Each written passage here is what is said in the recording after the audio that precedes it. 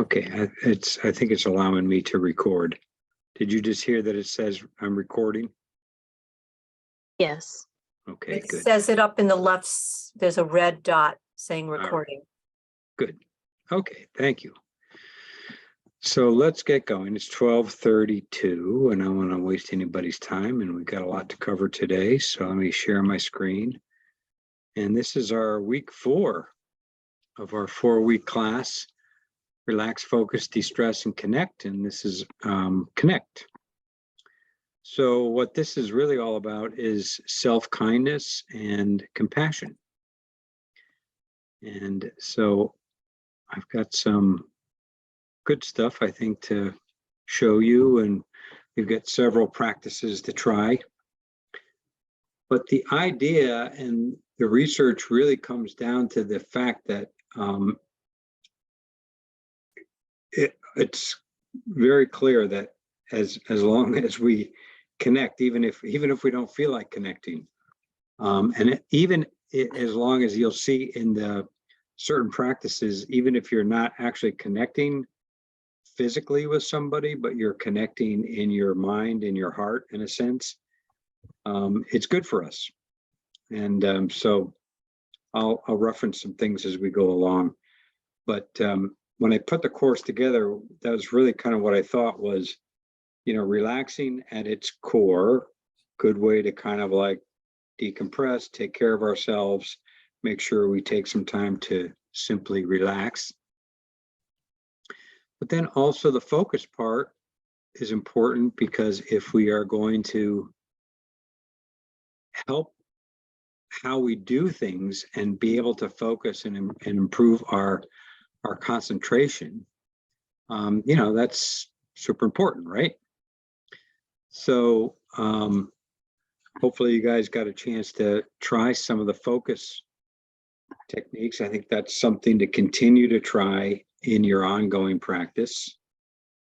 And then the last class last week was on de-stressing. So, obviously getting stressed out and getting kind of tangled up in things in our thought processes and emotional reactions, that can throw us off track of all of this. So if we can learn to kind of get control and be able to feel like we have some sense of agency over the life's ups and downs, that will help. So hopefully you got a chance to try some de-stressing kinds of things, interrupting the stress cycle. And they're all tied in, relaxing, being able to focus, connecting with others, help with, they're all kind of like interwoven, right?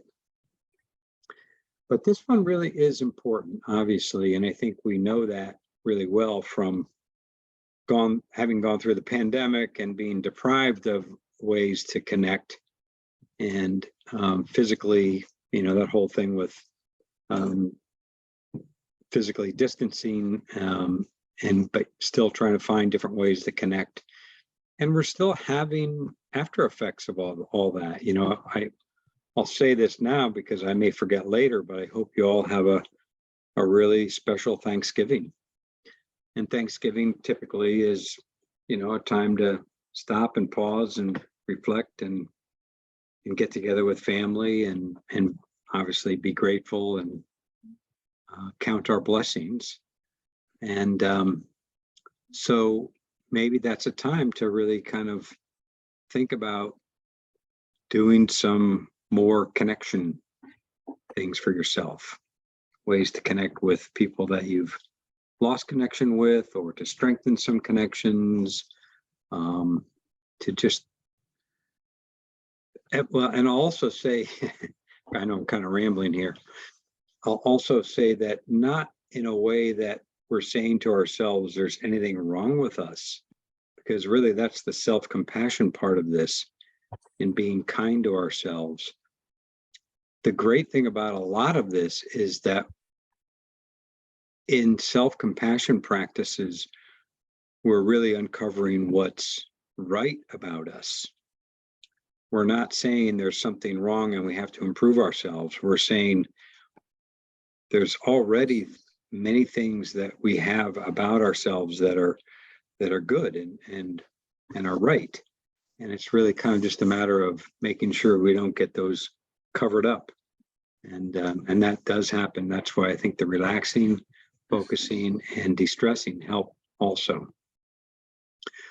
So that kind of gives you a sense of how I think they're interwoven.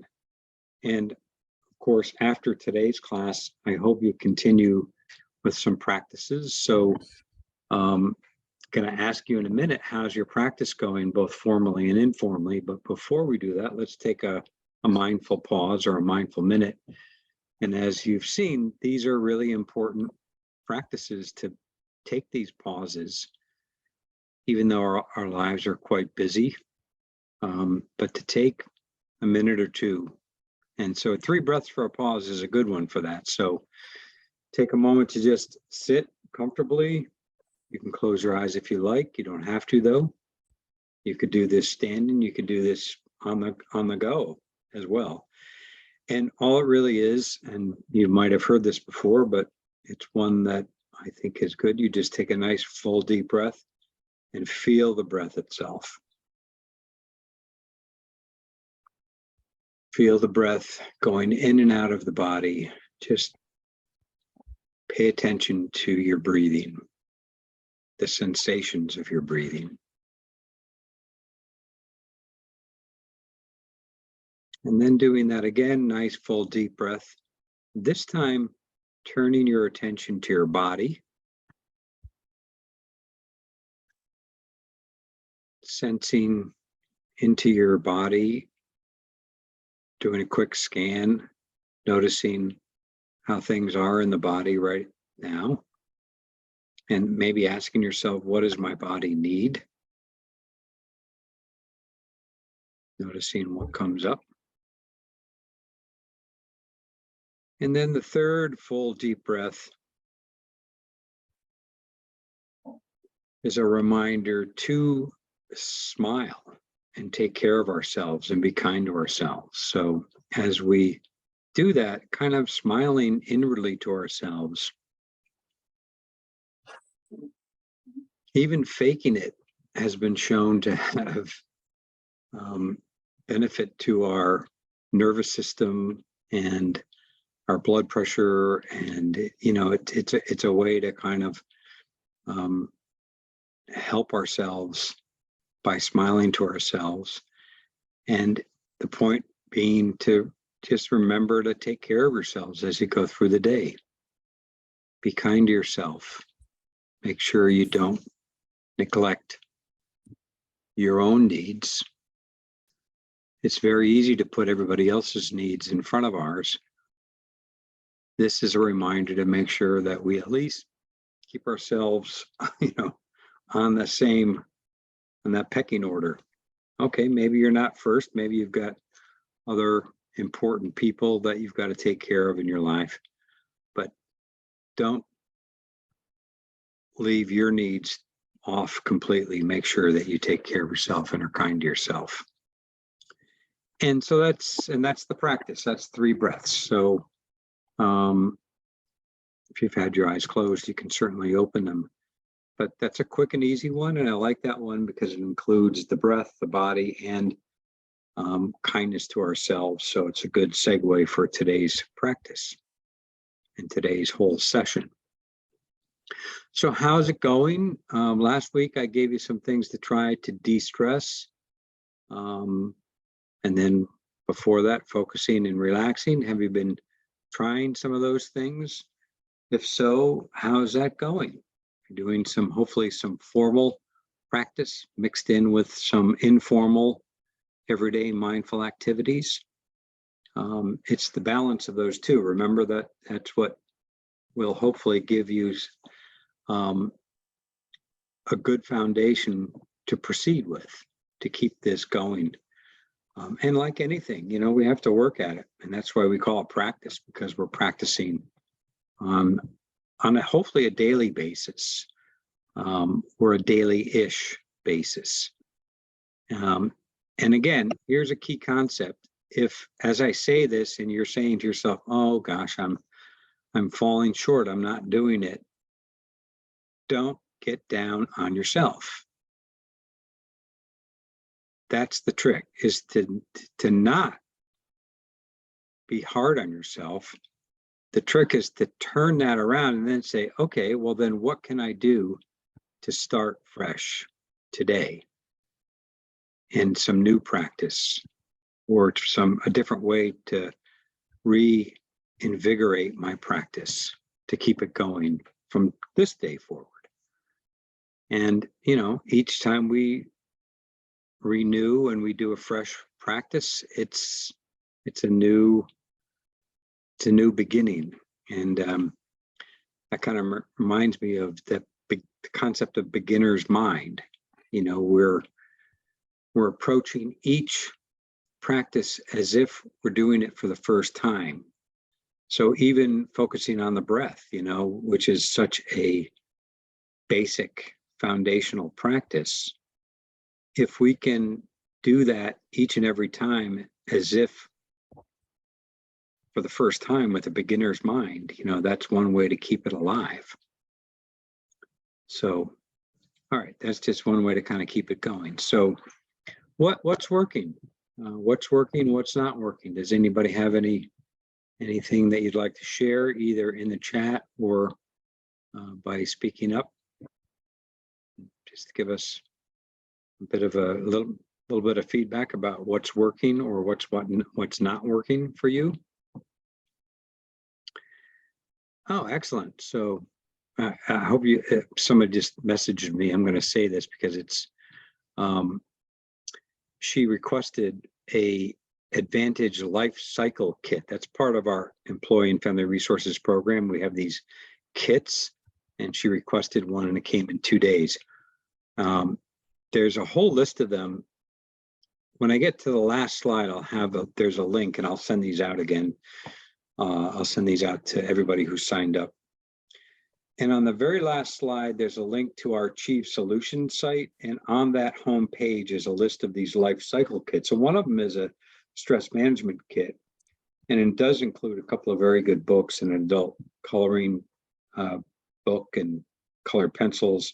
But there are other ones as well. There's one on weight loss, or a healthy weight loss. There's one on having a new baby, child safety, there's emergency home kit. There's like 12 of them. So you can only get one, but so kind of keep that in mind. That's a good way to take advantage of that. All right, so here we go. I've been delegating to my family in preparation for Thanksgiving. Good. Instead of me doing it all, there you go, sharing the wealth. And I've been doing dancing, movement, meditation every morning. Excellent, very nice. It is such a good way to integrate our mindful techniques with some sort of movement. It's hard sometimes to sit and be quiet and be still for 10 minutes or whatever time. So integrate it with movement. I've been doing that myself with stretching in the morning, and it is a good way to start the day for me. So Roberta says the same thing, and really, really effective, I think. Effective way to integrate it into your daily routine. Also, eating mindfully, good. That's a good reminder as much as possible. And only eating instead of using my phone. Good. Yeah. So when you eat, just eat. You can carry that same concept into when you have a cup of coffee or tea. Really pay attention and do it mindfully, and take time to be in touch with what you're doing instead of multitasking. We multitask and we're really not appreciating that cup of coffee or tea or that snack or whatever. So that's an excellent suggestion. Helps me pause, breathe, and relax in the moment. Practice is the key. Very, very true. Thank you for that. Good. Josh says, I've been mixing in the mindfulness practices while I do yoga. Very good. And when I'm out on my runs. So here again, we have the concept of bringing it into yoga is really a wonderful form of, a lot of crossover with mindfulness practices. And I love also, I do it on my bike or with walking. So doing it with running, very good way of bringing it into something you already do. I know a lot of people do it with walks out in nature or taking the dog out for a walk or those kinds of things. So yeah, keep that up. Those are good ways to keep it going. All right, so great suggestions. Any others before I move on? I'll bring up the next mini lesson here.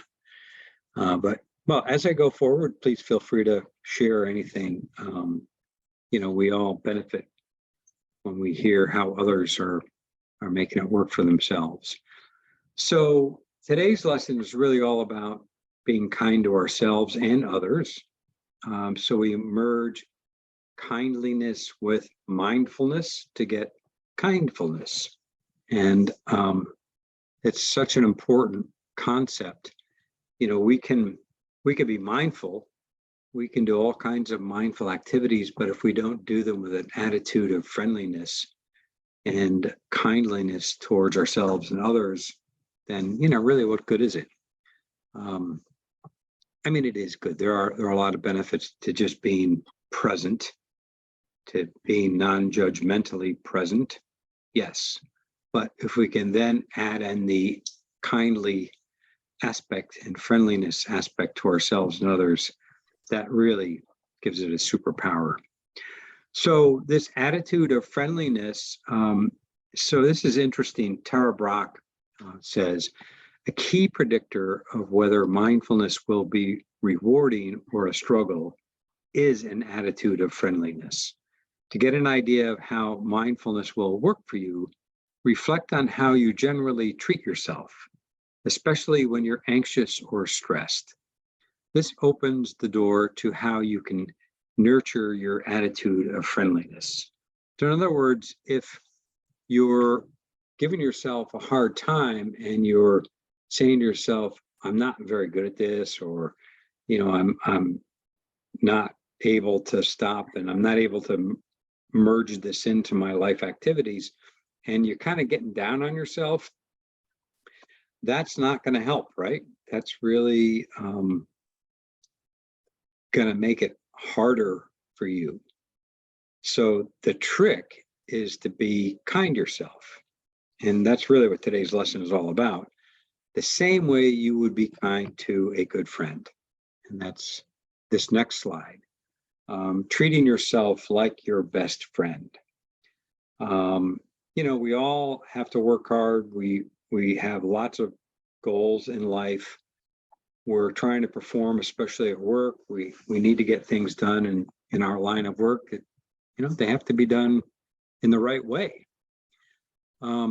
But if we're getting down on ourselves and we're, really giving ourselves, if we're making it hard on our own self-esteem, we're going to be going home from work feeling lousy about ourselves. So this is the trick, to turn that self-esteem question into self-compassion. Kristen Neff is a researcher, and also Emma Seppala is another person who's done a lot of great work. You can find them both on YouTube. I've got some links and articles later on that I'll share with you. But Kristen Neff is one of the leading researchers in self-compassion. And she suggests that replacing self-esteem with self-compassion may have far superior implications for our mental health and well-being. And she just talks about how we're so focused in our American culture anyway, on achievement and striving and getting things done. And so we tie our self-esteem to that sometimes, and that can get us into trouble. And she points out that it lies at the heart of much unnecessary and even counterproductive suffering. from an early age, we're taught to build our self-esteem by competing successfully. Yet competition is a losing battle. Psychologists have discovered that most people believe they're above average and better than others on almost every trait. It's called the better than average effect. And this belief helps us ward off painful feelings of inadequacy. So it kind of has a benefit, but it comes at a price. When our self-esteem rests on the premise of successfully competing against others, it's a very precarious thing, right? It's very fragile. Whereas if we focus more on self-compassion, which doesn't rely on social comparison, how are we doing versus other people, it's a much more internal, inward thing. Okay, we're not putting ourselves up against others. And so self-compassion, treating ourselves like our best friend is really the way to go here. So what is self-compassion? Well, this is again from an article by Emma Seppala, but it's based on Kristen Neff's work. So there's three components. The first is self-kindness. So self-compassionate people recognize that being imperfect, failing, and experiencing life difficulties are inevitable. So they tend to be gentle with themselves when confronted with painful experiences, rather than getting angry when life falls short of set ideals. Okay.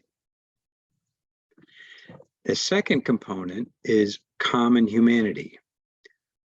So sometimes when we're going through struggles or difficulties, we get to be kind of like centered in on ourselves, and we feel like this is happening to us and only us. We're the only person going through this. But if we can remember that self-compassion involves recognizing that suffering and personal inadequacy is part of the shared human experience. It's something that we all go through, rather than being something that happens to me alone. So even if we are having a very unique life challenge and we're thinking to ourselves, this is only happening to me, chances are that's not true. Chances are with the billions of people on Earth, there are many, many, many people, even at this given point in time, who are going through the similar shared experience that you're going through. So we're really not alone. And when you think about it, that's the basis of support groups. That's why support groups are very successful. You get together with other people who are going through similar struggles, and you not only learn practical tips, but you get that shared emotional support. The third component is mindfulness. No surprise, right? Mindfulness really is so important in this. Mindfulness is the awareness that when we're going through this, we can then become, we can choose, and I'll show you some specific things that we can do. But as you read that, self-compassion requires taking a balanced approach to our negative emotions so that feelings are neither suppressed nor exaggerated. In other words, we try to meet what's happening in almost a neutral or impartial way. And this is tricky because obviously when these things are happening, they're happening to us. And we feel like, why me, right? And it's easy to say, why me, and then turn that into poor me. But mindfulness really helps us approach these things with a balanced perspective, kind of an equilibrium. And remember, mindfulness is non-judgmental, receptive way of approaching life and our thoughts and our feelings. And that's why, if you've taken one of my longer classes, we go into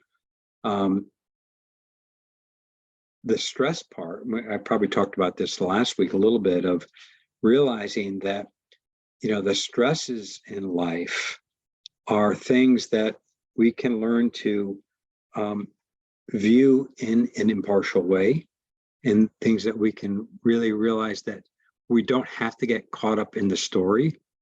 We can step back from them and not be triggered or react, and that requires making space. And so we're going to be talking about that, and there are some very easy, good ways to make space for ourselves.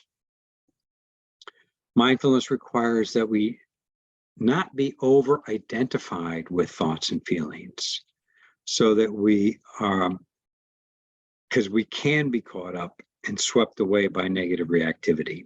That's what we're trying to prevent. And our mindfulness practice helps us do that. So those are the three elements of self-compassion. Let me do this at this point. I want to run you through a practice. And the practice is a self-compassion meditation. It'll be relatively brief. I want to get a couple in. So this particular meditation, you'll see, weaves in self-kindness, kind of, but also I'm going to ask you to think of a situation that is causing you a little bit of stress.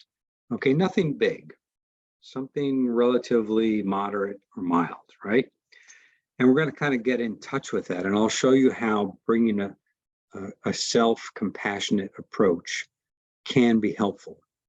And this is really the mindfulness part of it. So let's do this. Sit comfortably.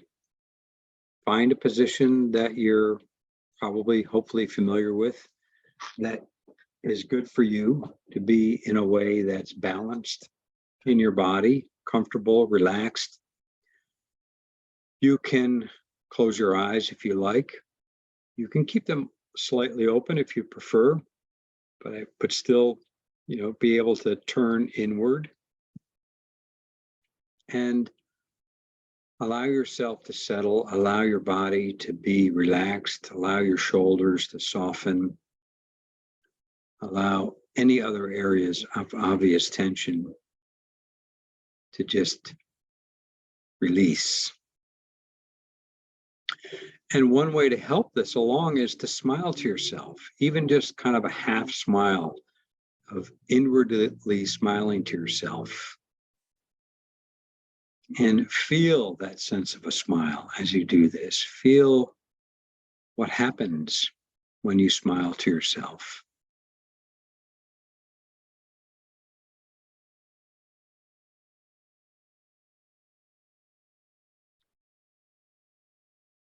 And give yourself permission to just be aware of that smile as we go through this exercise. Now, think of a situation that's causing you a little bit of stress. Again, mild to moderate. Could be anything. Something with your health or a relationship, or something with a friend who's struggling, or something at work. Maybe something financial, whatever it is. Just bring that to mind. Take a moment and allow yourself to feel into that situation. Who are the people involved? What's the situation?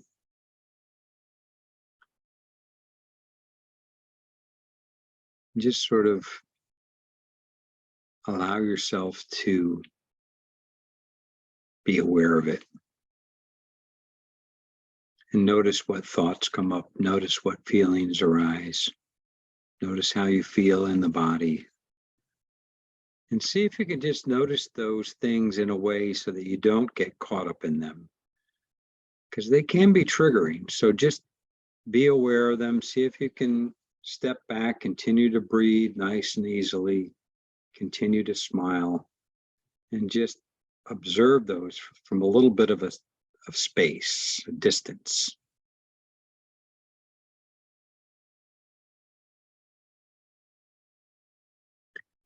And even allow yourself to feel it in your body, even if there's a little bit of discomfort associated with it. So we're going to go through the three parts. And the first part is to simply recognize that this is a moment of suffering. So validating the discomfort, using language that works for you. It might be something like, this hurts, or this is tough, or even ouch. Just to validate how you feel while you're experiencing it to yourself. The second is to remind ourselves that suffering is a part of life. Everyone suffers. The circumstances differ, but as human beings, we all suffer. Suffering is a part of living, even though I feel alone. Others are struggling just like me. So reminding ourselves of that common humanity. And this is how it feels to be in a situation like this. And the third part is reminding ourselves of the situation of the problem, who's involved, maybe images or words that come up. Reminding ourselves how it feels, and maybe putting a hand over your heart or some other part of your body, even maybe kind of hugging yourself or holding your hands together. But some way of kind of even comforting yourself in a physical way as an expression of kindness.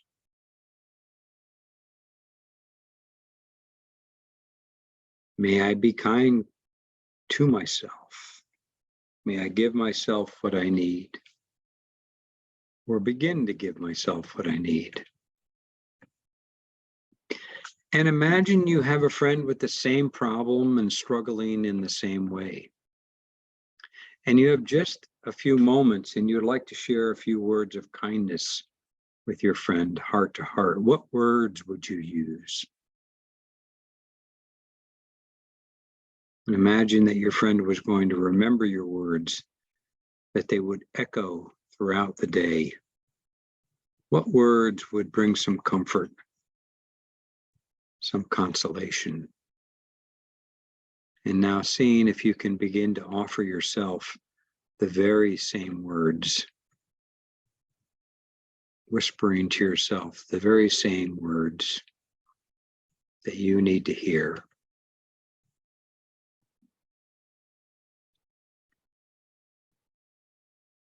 And if there are phrases such as, I accept myself as I am, may I be strong, may I be patient,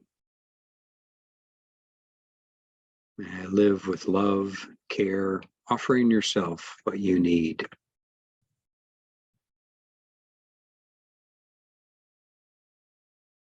Continuing to breathe nice and easily, maybe reconnecting with your body as you sit, sending yourself these words of care and compassion.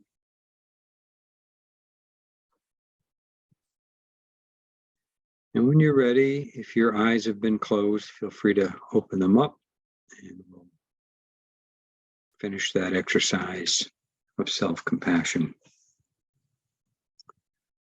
And just kind of noticing what that's like for you.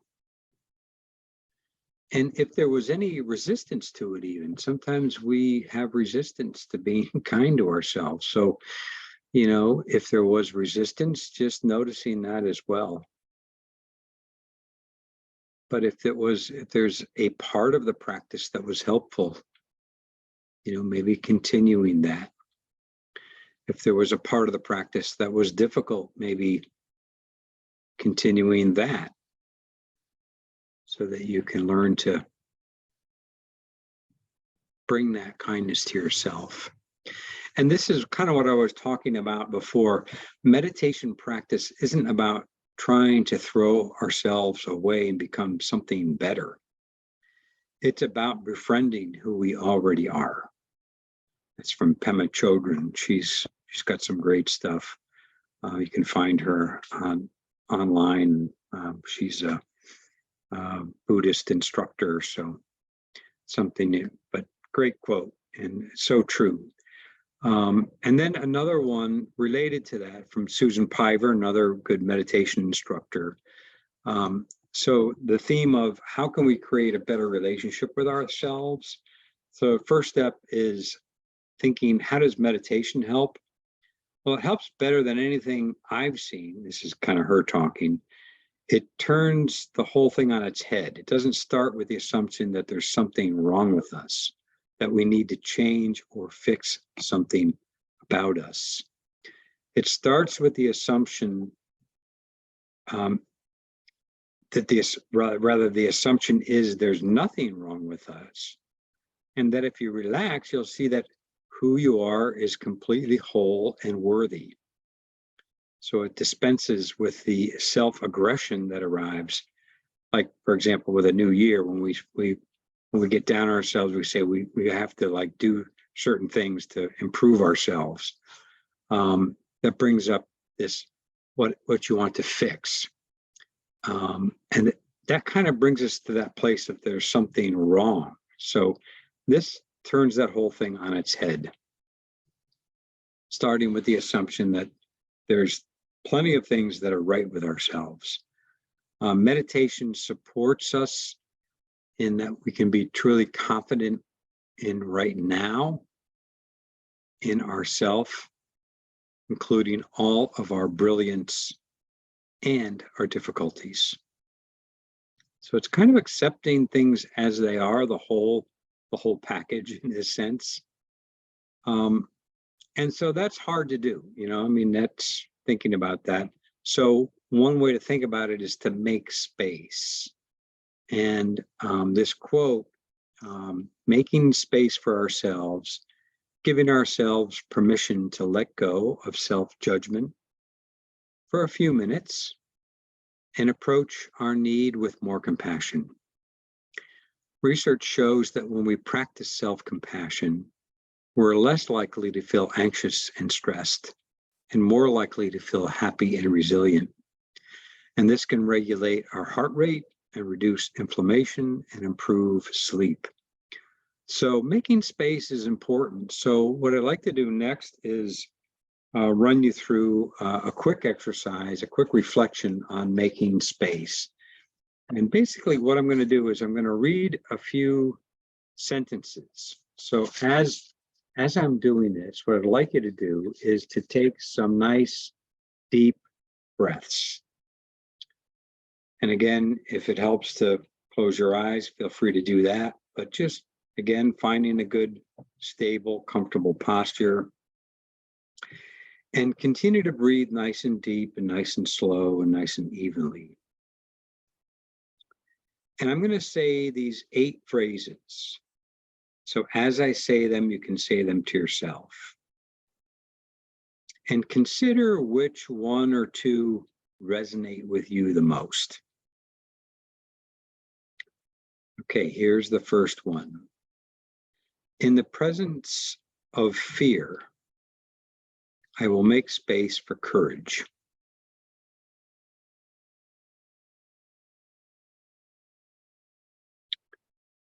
In the presence of self-doubt, I will make space for self-belief.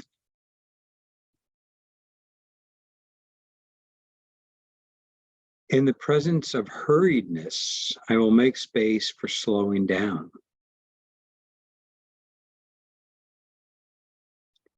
In the presence of overwhelm, I will make space for rest. In the presence of overthinking, I will make space for letting go. In the presence of chaos, I will make space for inner peace. In the presence of confusion, I will make space for clarity. And finally, in the presence of pain, I will make space for self-compassion. So bring your attention to the line from this meditation that resonates with you the most. And think about the ways you wish to make space for that line.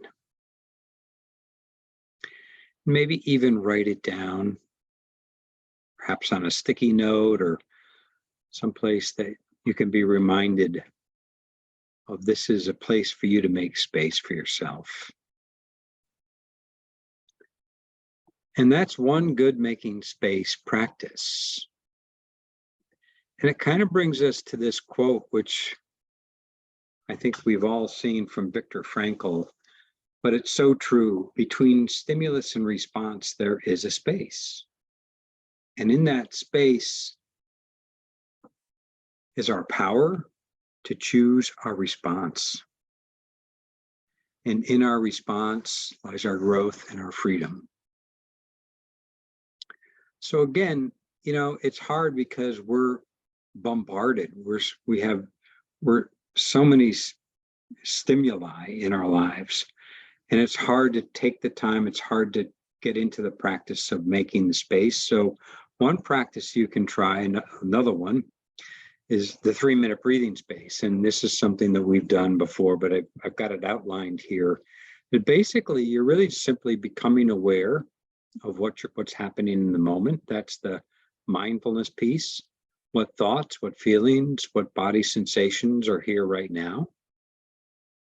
Not pushing them away, just noticing them. And then we gather our attention. We do that through feeling our breath. And then we expand our awareness. We expand our field of awareness to feel our whole body breathing. And we bring that with us, that expanded awareness, to the next moments of the day. So that's a good practice to try,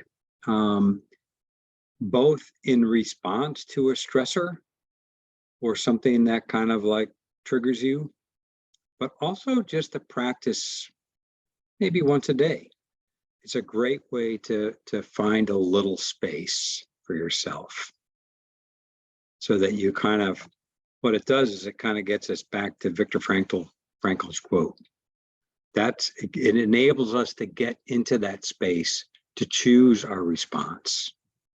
Okay, so that's a good practice you might try. Now, the next one is a loving kindness. Loving kindness practices are very simple, and they might seem a little bit artificial in some ways. But what we're going to do is I'll run you through a relatively brief practice, and I'll show you some ways where you can continue all of these on your own for continued practice. But a loving kindness practice can help us be in touch with what's important to ourselves, to those around us, including those who are important to us, but also those even those of us who are neutral, but even those of us who kind of are challenging. So a loving kindness practice kind of opens up to all of people in our world. So let's do the loving kindness practice. So again, take a comfortable position. You might like to close the eyes.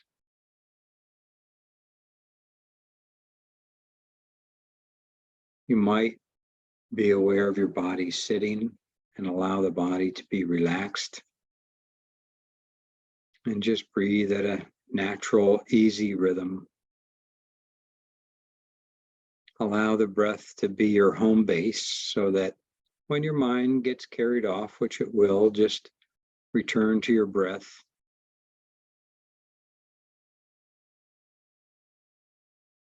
Let your breath be your anchor.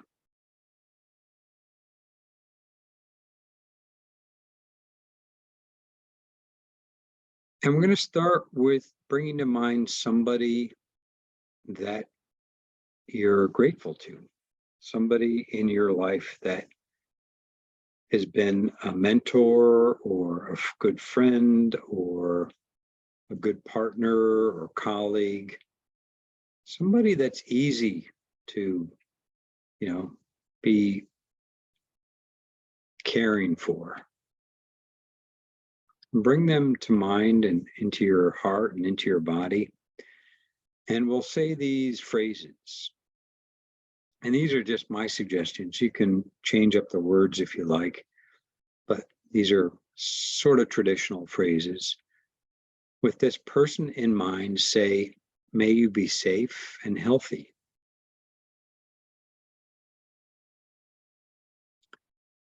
May you have moments of happiness and joy.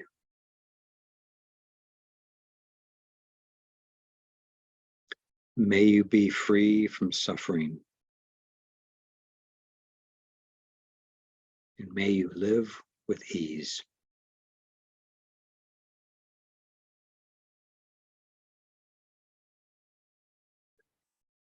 And next, we bring ourselves into the equation. Sometimes it's hard to do just for ourselves. So you might picture yourself with that person and sending both of us, your friend, your benefactor, and yourself, the same messages. May we be safe and healthy.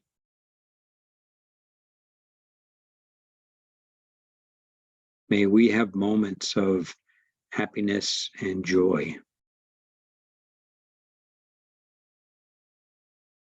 May we be free from suffering. And may we live with ease. And just allow those phrases to sink in, those messages of care and kindness and compassion as you think of yourself and this person.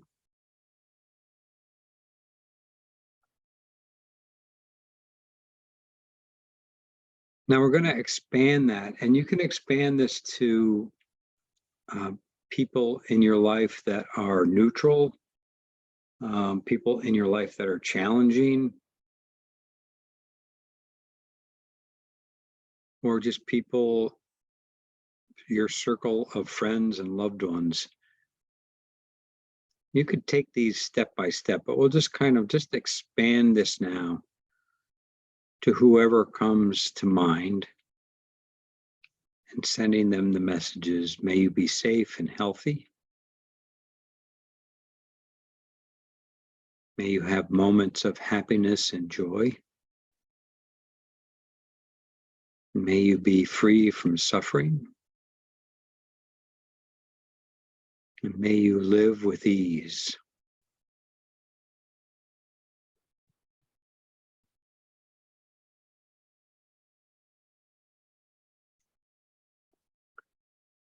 And just continuing to breathe, we're going to finish with some breathing compassion in and breathing compassion out.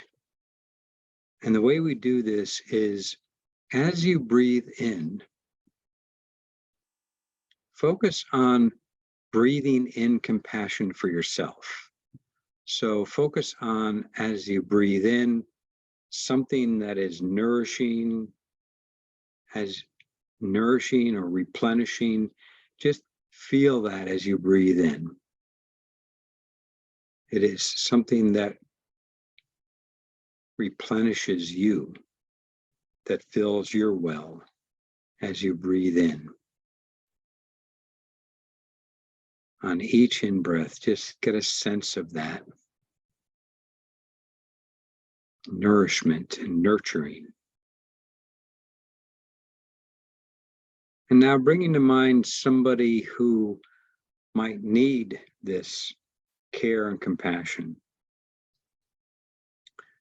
Maybe someone that you thought of before, or someone else, just someone that you know of that could use some kindness and care and compassion. And on each out-breath, send that out to that person. So every time you breathe out, send out those messages and well wishes of care and compassion. Imagine that person receiving them.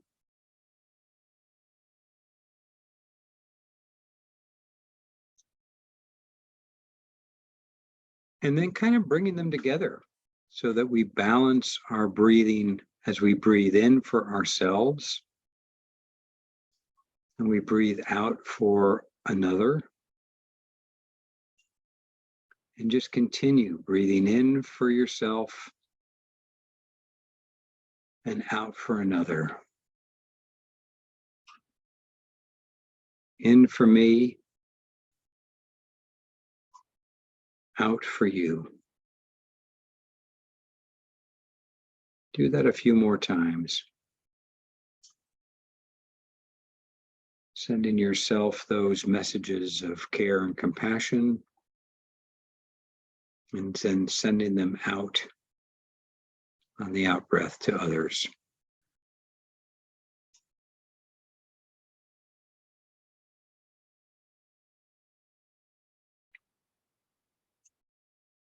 And we'll finish the exercise by simply returning to feeling our body breathing, opening the eyes when we're ready, and finishing the practice of loving kindness and breathing compassion in and breathing compassion out. So that's another one you might try. I mean, it's something that you can include, and I'll show you some links when I send these out. You'll have some ways to have guided practices for some of these.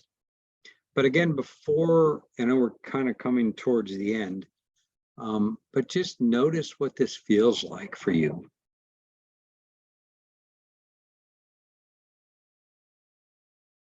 Just notice.